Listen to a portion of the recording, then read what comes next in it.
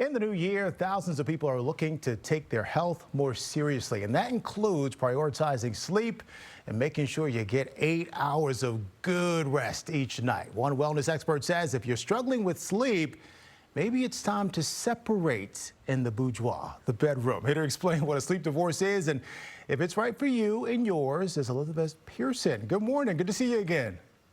Good morning. Good to be back. All right, just get a little personal here. You say you've been married for 16 years, and you say the last 8 you've been sleeping separately. How did this start? Blissfully sleeping. It started when we had kids because kids, we were kind of tagging in, tagging out who was going to take the night shift with our daughters. And we started to realize, Terrence, that we loved these nights apart. And then we started traveling for work. And then we started piecing together, wow, we sleep really well in hotel rooms. And the common denominator was that we weren't fighting over covers in the same bed. We weren't coming to bed and disturbing each other at different times or waking up at different times. And this was kind of the secret to our success. Let's talk about some of the benefits here, the immediate and long-term, both. What came from this? For me personally, once I was able to be really well rested, I was able to realize, hey, I don't really love the career I'm in. So I walked away from my career in corporate sales. We actually moved from beautiful Chicago to Southern California. I wrote a book. I really stem a lot of this from getting really good sleep. All of these wonderful insights were able to flow when I was well rested.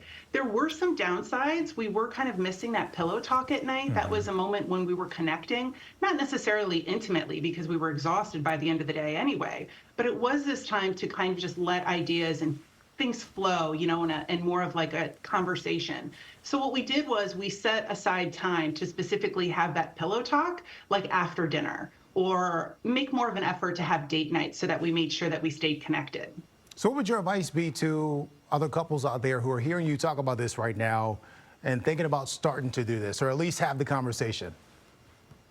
I think you really have to, number one, evaluate if you think that it really is going to make a difference for you. If you are somebody who goes to bed at a different time than your spouse, yes. If they snore, yes. We tried everything to quell each other snoring. It didn't work. And I think you have to really not listen to the outside noise. Sometimes it can be this warning sign like you're headed for a divorce. But I think if you're secure in your relationship and you have open communication and you're on the same page, it can be something that's incredibly beneficial. See, that's what I would think, too, that it would be a warning sign, as long as there's still time for the bound chicken wow wow. Let me ask you, too, I'm sure you've gotten so many different reactions from friends and family.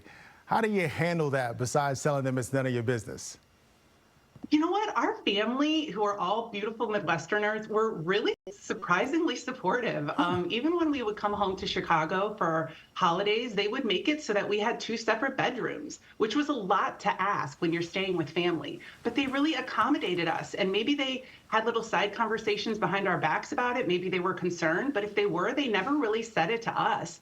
And I think we just modeled what a strong marriage is. We're together almost 19 years, married 16, and we're really happy and we're both thriving in our careers and at home. So I think it's more so like look at the relationship. Don't necessarily look at where people are sleeping to model and make a judgment on if you think their marriage is healthy. Yeah, everyone is different. Elizabeth, I'd be remiss if I did not ask you. You are also a career expert, and a lot of resolutions this year for people will be to find a new job. Any advice for people thinking of making a change?